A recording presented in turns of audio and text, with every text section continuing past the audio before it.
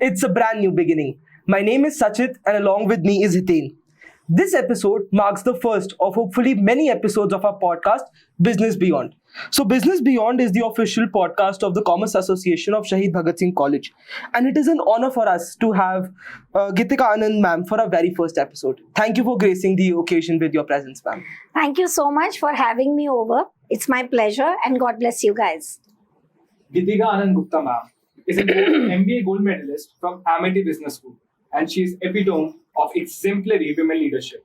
Ma'am's dynamic entrepreneurial spirit has forged partnerships with numerous esteemed companies within the FMG industry, including renowned restaurants. Ma'am's influence extends beyond entrepreneurship. She generously mentors and supports startups and corporations in refining their marketing strategies, elevating brand presence, and enhancing company styles. With an impressive track record spanning over 20 years, Ma'am possesses a diverse skill set encompassing hospitality management, product marketing management, brand management, retail management, PR, events, and exhibitions, catering to both B2C and B2B audiences. With captivating persona and an unwavering dedication, Ma'am has chaired the marketing divisions of global giants like Sony and STC, as well as contributed her expertise in oil and gas enterprise, amplifying its marketing position. Thank you, ma'am. Thank you so much for such a beautiful introduction. So, ma'am, before we jump into the serious stuff, I have to ask you. So, we being students, midnight food ordering is what excites us the most. Is it the same for you? Definitely, all the time, 24/7. Which is your favorite fast food go-to brand? That's a difficult question. See, I believe that food has to match my mood. Correct. Yeah. So I don't have a favorite brand as such, but my mood and food, as it rhymes, is very proportional. So sometimes I feel to have a pizza, sometimes a burger, sometimes a paratha, sometimes, as simple as dhabe ka khana. Yes. So it really depends on my mood. So my mood changes with my food, and my food changes my mood. Great, ma'am. Sure. So, I'll take all of the above as an option. Absolutely. So, essentially, ma'am founded MOPP Foods, which stands for Mad Over Parantha and Pakoras. So, ma'am, when we talk about essentially entrepreneurship in today's time, we see that it refers to the high-tech industry or the IT industry, and it was always about like going for newer things which haven't existed before. But your brand, it reinvented a very traditional Indian delicacy that is a parantha and a pakoda. So where did you get this idea, or where did it stem from? Oh, this is an interesting story, and I always tell this story. So I lived in Dubai for a very long time, almost 14 years. Yeah. And when we shifted to India, my son was small, and I told him, I want you to try authentic Indian street food, which is parathas and pakodas. And when I was sitting and trying to order, I did not find a single brand delivering parathas and pakodas to my home. Yeah. And I was like, this market is huge. Actually, no, not huge, humongous. And everybody eats parathas and pakodas, then why is this food not available in the delivery segment? Yes. So I started doing R&D, but the marketing background, the R&D setup. Though I was already learning the F&B industry at that time, I was already part of few restaurants, bars, lounges. But I started doing the R&D that why this particular category is not tapped in now. So I did focus group interviews. I bought some data from certain R&D agencies. I hired an agency to get some data, and I realized that the opportunity is fantastic. So the market size is humongous, but there were certain pain points. Yeah. Pain points like parathas and pakodas were not considered a delivery friendly product. Yeah. They will get soggy, they will get oily. So then I started doing an R&D that how can I make parathas and pakodas a delivery friendly product. So permutations, combinations. So I applied some physics, I applied some chemistry, and I applied some mathematics in the packaging and in the preparation and in the recipe. Yeah. And then this whole thing took 9 months. That's why I say MOPP is like my baby. So I have two children. One is Girik, my son, and the other is MOPP. Yes. So it took 9 months to actually create a fantastic product which does not get oily, is not soggy, and remains crispy to your doorstep. That is our parathas and pakoras. So I can assure you, we always have this game that if you find oil on our pakoras, we give it for free. So our pakoras, even after 45 minutes of ordering, they will not get soggy, they will not get oily, they will remain crispy to your doorstep. So this is how I reinvented and innovated the recipes of parathas and pakoras, and including the packaging. So our parathas are not served in that pouch or a kagas ki theli or a newspaper. It is like a pizza box. Okay. So a pizza box has 2 holes in the front and 2 at the back. So when I packed the paratha, I realized that there is moisture and the moisture has to evaporate. So how many holes at what angle has to be created so that the right amount of moisture gets evaporated, so that the paratha does not get soggy. There's a difference between soft and soggy. I hope you understand. Okay? And at the same time, it remains hot. Yes. Sorry, I've got a bad throat today. So it has to remain hot, it has to remain fresh, but it should not become soggy. So I applied some calculations to it with 2 holes, then 4 holes, then 6 holes, then 8 holes. So it's also in the recipe of pakoras, it's also in the packaging of parathas. So with all those permutations and combinations, I reinvented the recipe. Yeah. And created a delivery-friendly product.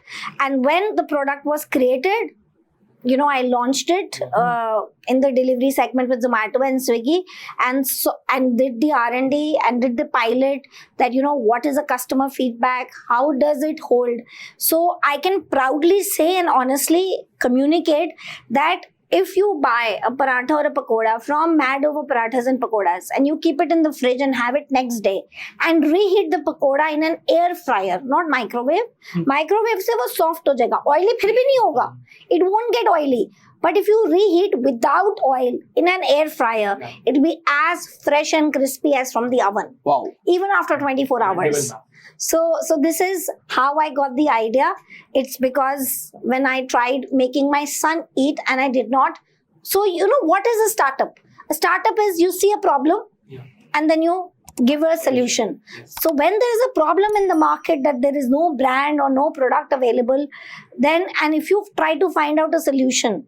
So I tried elevating the street food from the street to an hygienic mid-segment market with nice fancy packaging, food prepared hygienically, and a delivery friendly product for the mid-segment target audience who do not want very cheap food and very expensive food, but they want nice yummy food hygienically prepared. So that's my TG, and I realized that the market size is really big.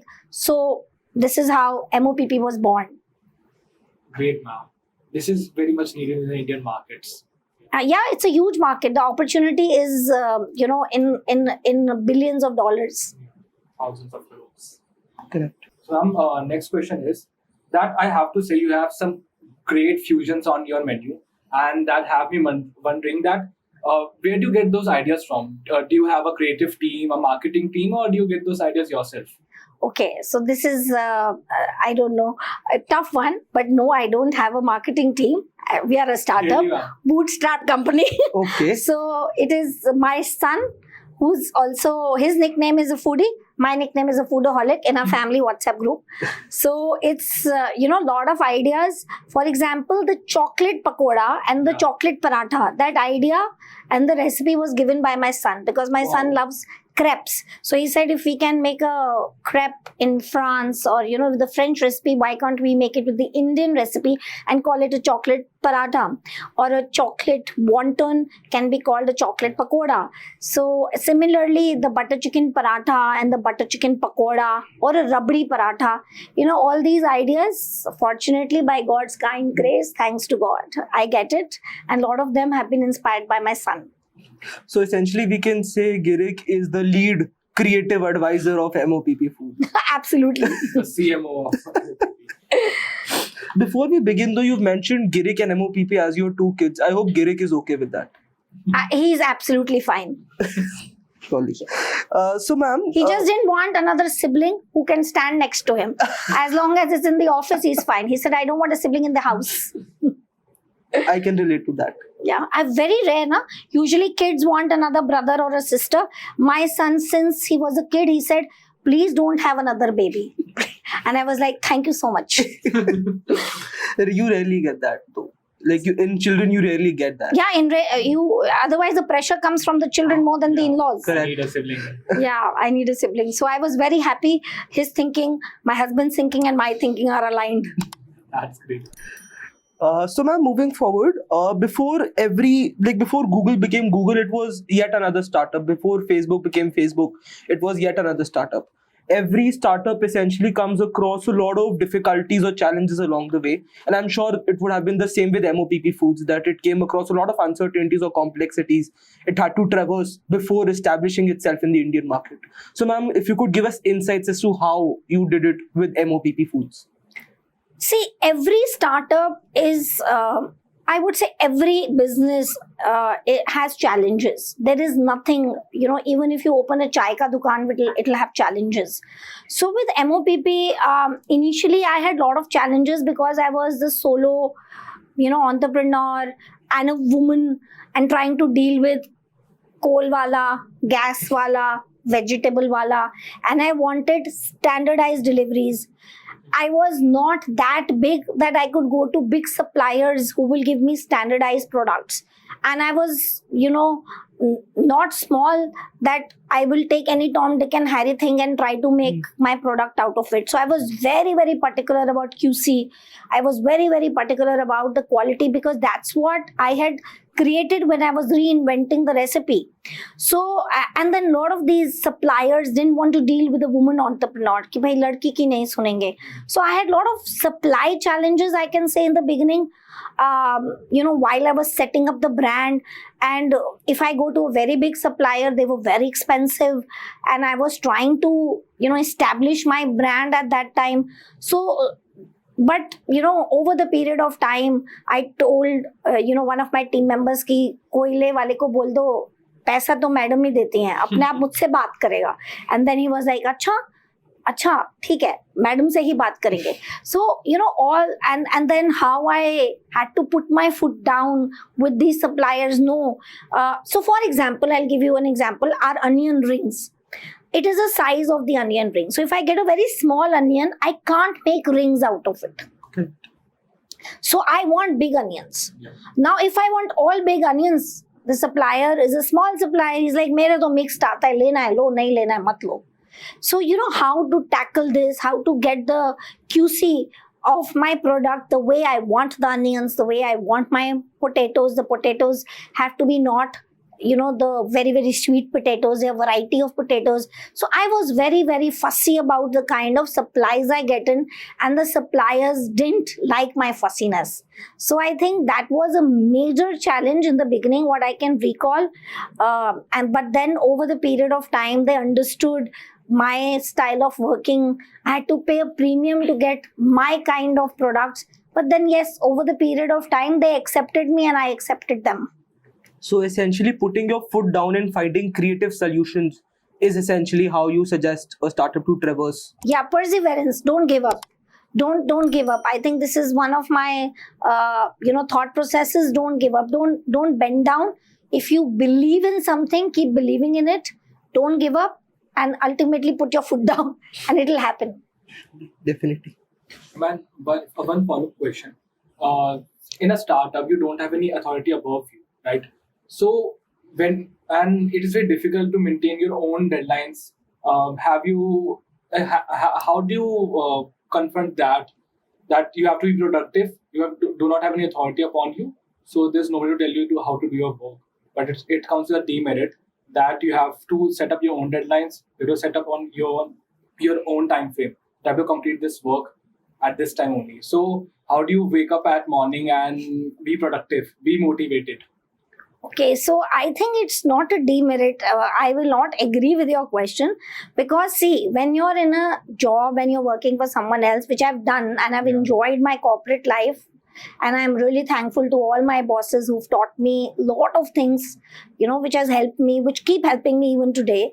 But when you're doing something what you love, if you're able to convert your passion into your job, then it's a different kick altogether. So you don't need any external motivation. You don't need any gun on your head that wake up, go to office. You yourself, like I said, MOPP is my baby. So, you don't need, no mother needs that gun on the head that wake up and, wake up your child.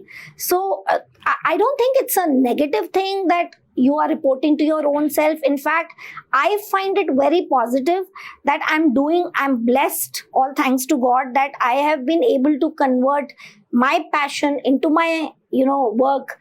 And I am always 24 hours motivated to do something what I love and I enjoy it. And it's a different kick. It's like a shot, what you take. It's a tequila shot which you take every day and it keeps you happy.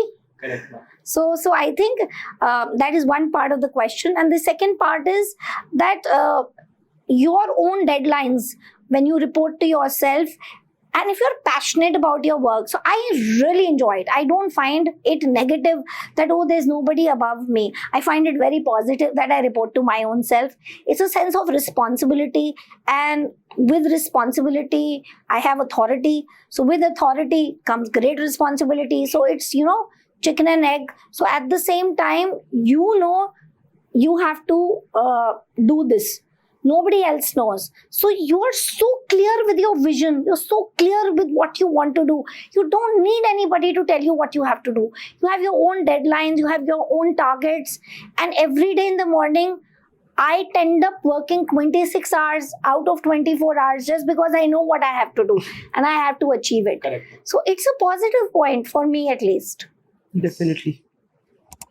So our next question is, what was the idea behind establishing different verticals rather than different products under one brand, under one umbrella?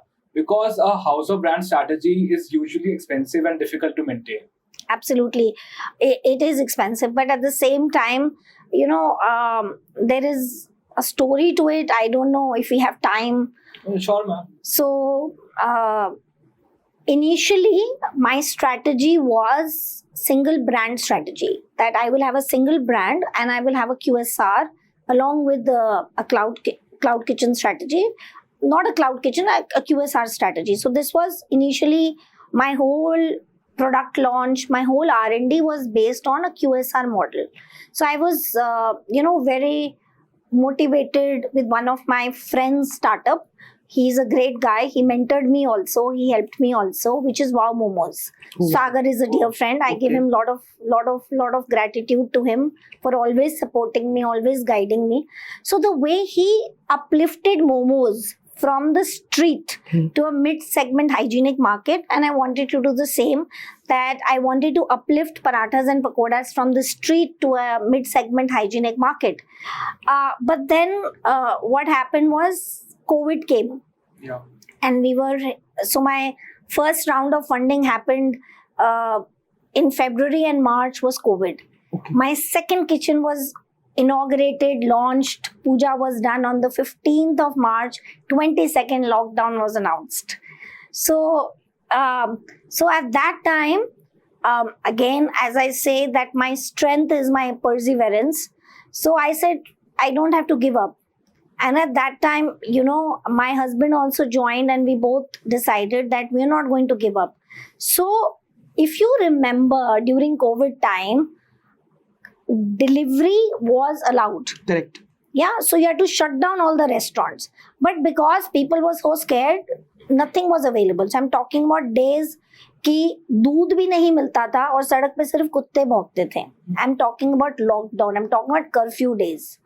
So at that time, I took a very difficult decision. I think this is the most difficult financial decision I took, which was keeping my outlets open. I did not close my outlets for a single day, even on the curfew days. I did not fire a single employee. I did not reduce the salary. Everybody reduced their salaries. Correct. People did not pay for months. कि अभी तो lockdown है, काम ही नहीं कर रहे, तो why are you being paid? I did not reduce the salary of a single employee. I did not fire a single employee. I did not shut down for a single day. Instead, I took rooms for my staff just near the kitchen and I created a cocoon that घर जाओ, kitchen जाओ, kitchen jao, ghar jao. I said, if you are not getting orders, make food for yourself, eat, sleep, and we will do a lot of charity. So I tied up with the Gurgaon government. We did a lot of charity with Gurdwaras. We did a lot of charity with police for people who were stranded on the road. People, because they had lost their jobs, they had to go to their hometown, borders were closed, train was closed, flight was closed, Correct. taxis were not there, autos were not there, buses were not there. They had to walk, and I hope you remember, Yes, people yes, had yes. to walk to their hometowns. Yes. So we helped those people who were stranded on the road. I think when you do something nice, then God helps you.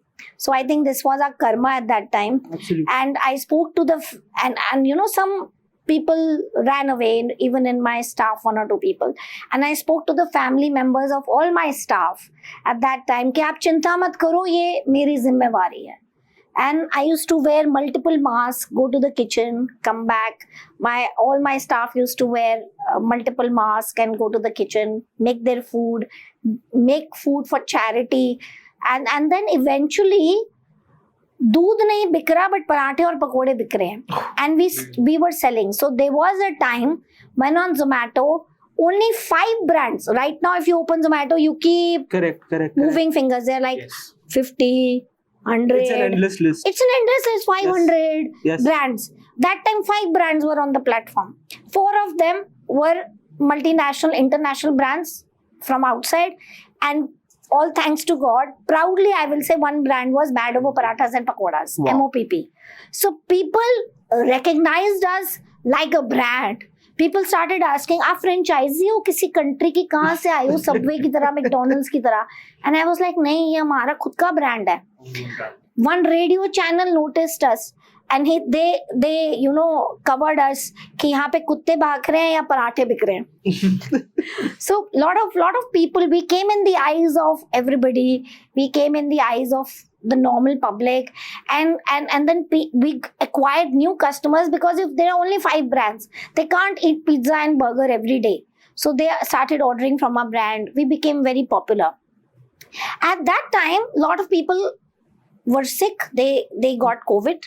So we started supplying COVID meals, which is बिना तड़के के simple boiled dal, rice, बिना तेल वाले वो you know mummy वाले तिकोने पराठे right. with less oil, and a sabji with of course meetha also, they did not want meetha. So we started getting COVID packages.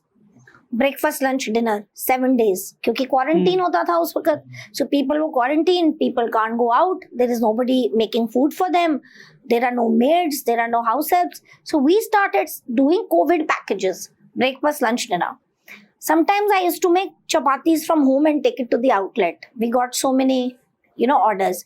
So we realized, again, see, what is being the founder mentality? The entrepreneurship mentality. You see a problem and you want to tap it with a solution. So we saw that the meals is a huge market. So we are selling, yellow dal makhani, because it was a package. I have to make every day different food. I can't give him the same food every day. So we started making meals. And at that time, during COVID, when there is a lockdown, I launched my second brand called Mealy. Okay. And that was rajma chawal, dal chawal, curry, chapati, tigona parathas, like that. And that brand, I did not do any marketing, only by the word of mouth, because all the COVID meals were from that brand. So my husband and I, Gaurav, so he took care of, listing, making it available on Zomato, making the menu. He did such a fantastic and beautiful job. And I started just WhatsApping people that, okay, if you want meals, because people were at home. Then by that time, work from home started. Eventually, companies realized work from home. This is the whole 2-3 years, right? Yeah. So people were busy. They are working from home. They don't have maids. They don't have nannies. They can't eat a burger and a pizza every day. Yeah. They wanted homely meals at home. Yeah. So people started giving us packages of breakfast, lunch, dinner, bread, butter, omelette, or a poha, or a upma, in the morning, and a thali in the afternoon with a different sabji and a different protein at night. So like that, besan chilla with chutney, we started selling meals. And at that time during COVID, Mealy was born. Okay. So we realized that, and Mealy picked up so well, that was again tapping an opportunity. You see a problem and your founder mentality or your entrepreneurship mentality tries to think of how can I deliver the solution. Correct. So our second brand was launched like this during COVID, where then the sales picked up. We shifted Mealy to a base kitchen because we had to make lot of dal and lot of rajma. We said, why don't we start some kebabs and curries and some fancy? So a butter chicken being sold in Mealy will be not much oil, no butter, no cream. But if we sell the same butter chicken with cream, with makhan, with, fancy it, and then we can call it a Shahi butter chicken and sell it.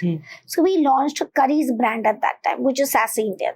So I realized, and this is what, Gaurav and I worked together towards it.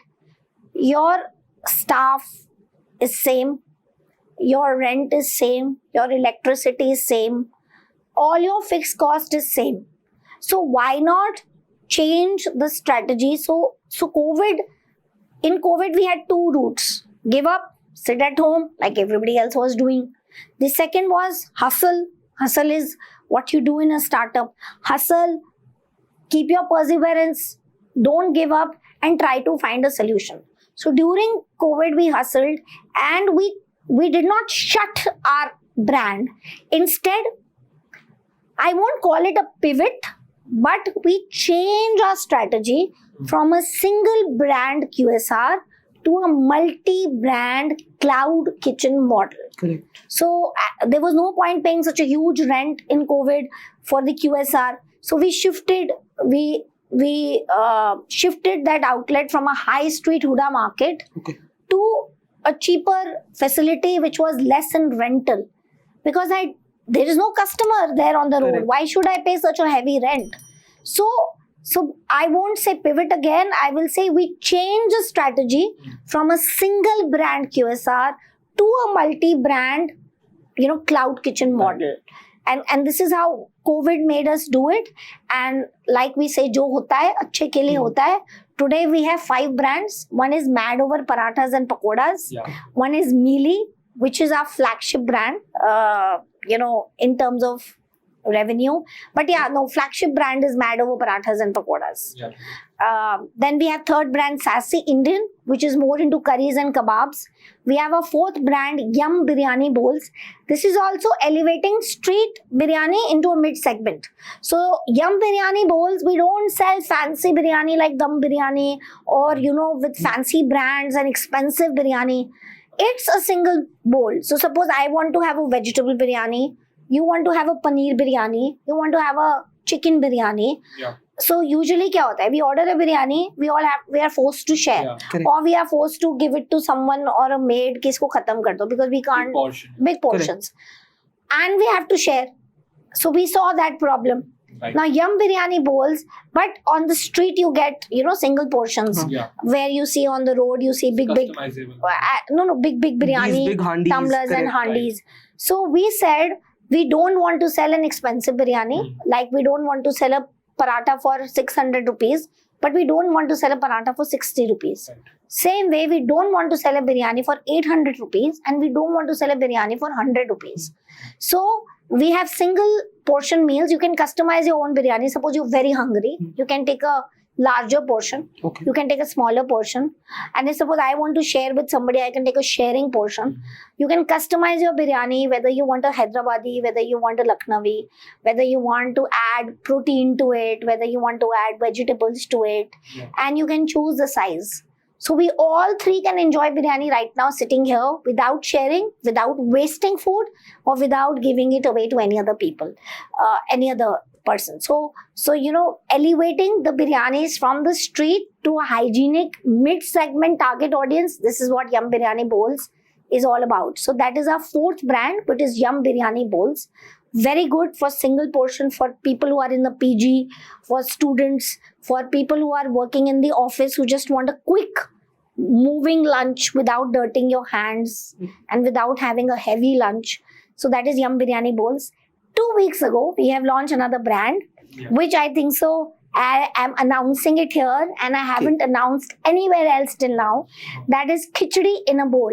Okay. It's a pure vegetarian brand, and we have different types of khichdis, healthy khichdis like palak khichdi, vegetable khichdi. We have a Maggi khichdi.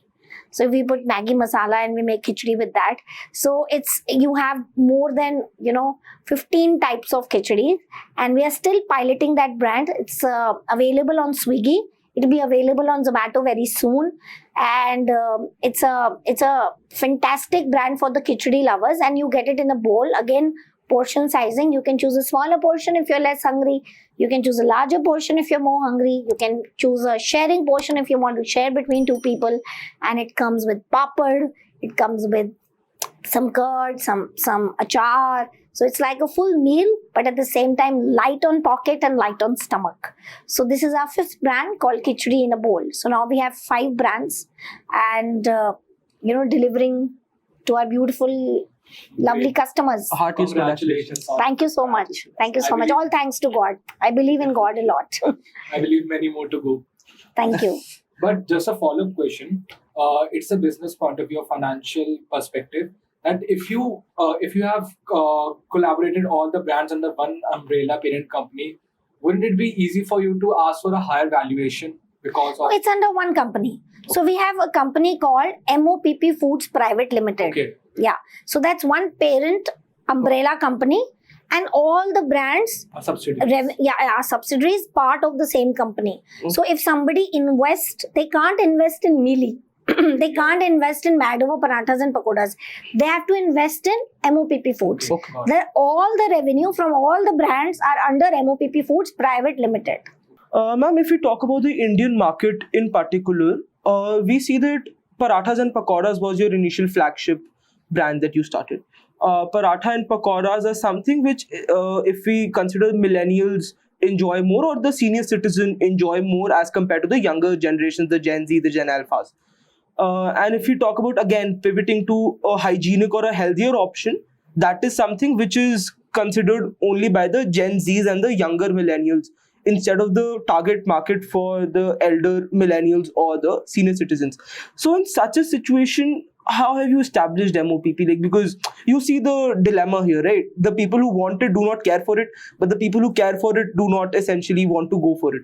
So it is definitely about supply and demand. So the market size is humongous, as I said before. Yeah. So if I reach my target revenue, it is just a small pie of the whole market size. Okay. So when the opportunity is so big, see, obviously like that, when you launch a product, you think of a target audience, and the market size of that target audience should be in your vision. Example, everybody doesn't eat a burger. Like that, everybody, but if I talk about parathas and pakoras, I feel from a 5-year-old to a 95-year-old, all of them once in a while would definitely eat parathas and pakoras. So I think that the whole question is in perspective of the target market. So the target market is huge. So I think there is no problem for us as of now. We are able to achieve the numbers what we always forecast and think we want to achieve. Surely, ma'am. So, ma'am, having a follow up to this question. So the Indian market is considered generally a price sensitive market, that you find something for 20 rupees, there is an alternate for 30, even though it is in greater quality, a person would still go for the 20 rupee item. Now, as you've shared that you do not want to sell it, you do not want to sell a biryani bowl for 100 or 800, you wanted to find somewhere in between. So how do you essentially gather a market here? Like, are you, so if we talk about market positioning, so are you aiming for what we say a market leadership, or are you aiming for a niche market development when we consider this? See, the mid segment target audience is huge. So I am targeting that mid segment target audience. For example, if I have to eat a paratha, I will not eat from the street because I will be worried if my stomach should not get upset. At the same time, why should I spend 800 rupees? Correct. So it's just a paratha at the end of the day. So I am happy with the 200 rupees paratha, right? So like that, again, as I said, that this is relevant to the target audience. The target audience is huge. So as I said, whatever we aim for or whatever is our target revenue, it's just a small pie of the whole market size. Definitely. So the next question is from also a financial viewpoint. In Shark Tank, you refuse for the debt portion and prioritize the equity ratio, and you, I think, got for 75 lakhs. But what is your viewpoint? What is the undercurrent reason of not choosing debt and choosing equity over debt? Is it because of its risky behavior or it is cheaper? What was the current behind it? I prefer equity because when I take money from an investor, it depends on the situation also. In a particular situation, I may prefer debt. Right. Because depending on what valuation I'm getting and who's the person, maybe I don't like you as a person, so I don't want you to be on the board, Right. and I don't think you will be a great investor to work with. So at the same time, I wanted, Amit is a great guy. Yeah. He's very intelligent, very approachable. So we discussed, Gaurav and I, that we want Amit to be on a board, and we want Amit's perspective also and his knowledge also. If he will just give a debt, he will not be interested in the Correct. In product the day-to-day. or in the business, Right. because then he just wants his money. Right. But if Amit invests his money, and if he wants his money to multiply and increase and the valuation to go higher, then he will be interested in the product and the business. So we played it very smartly that we wanted Amit more than the money. So we thought that equity is better because he will then work hard with us to ensure that the multiplier effect is there, and the money becomes X times. So that was why we chose equity over Very debt. clever move. So, ma'am, just a follow-up question. So, according to you, there is no focal point for a startup key if you have hit this much amount of revenue, or if you have hit this much amount of EBITDA as a percentage of your revenue, that then you shift from equity to debt. It's very, very subjective to every startup. Okay. Yeah, there will be a different strategy for a food startup, different for a IT startup, different for a tech startup. So it is very, very situational, and depending on how much bandwidth you have, how much runway you have, whether you want to go for debt or equity, what kind of investors you have, what is your financial situation at that time, what is your vision, whether you have a prototype ready or not. It is really subjective. There's no clear answer of a black and white here. Definitely. Just one final question before we go on to the rapid fire round. So, ma'am, There's a rapid fire round. oh yeah, just Yeah. a short one. Sorry. That's a surprise. So when we came across an older podcast of yours, you mentioned 3 P's of your life. So if it's okay, would you like to shed a little light on those 3 P's of your life? Yeah, so I attribute my success to these 3 P's. First is passion, second is patience, and third is perseverance. So when I say passion, I always say that all of us have a skill, all of us have a passion. If we try to do everything with passion, then that everything becomes very nice, very happy. We are able to do it happily without doing it like a gun on the head. So, and if you can try to convert your passion into your job, then you will get a different kick altogether from your working, hours and from your work. So I suggest everybody that whatever you do, you try to do with passion. I do whatever I do, I do it with passion. So that makes me successful. I give my best shot to whatever I'm doing because I do it passionately. Second is patience. Especially, the Gen Zs these days, they don't have patience. They want to become millionaires like this overnight. They want their startup to be successful. It is not going to happen, guys, like that. Wake up. So I really feel patience is extremely important.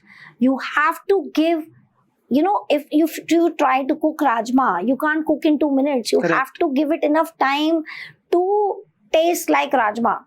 So like that, please, whatever you are doing, don't give up so easily. Have patience. And the third is perseverance, which is don't give up. If you give up, then nothing is going to come back. So you have to keep trying. एक वो पुराना मुहावरा था ना, try until you succeed. It is actually true. Don't give up. Keep trying. Change the strategy.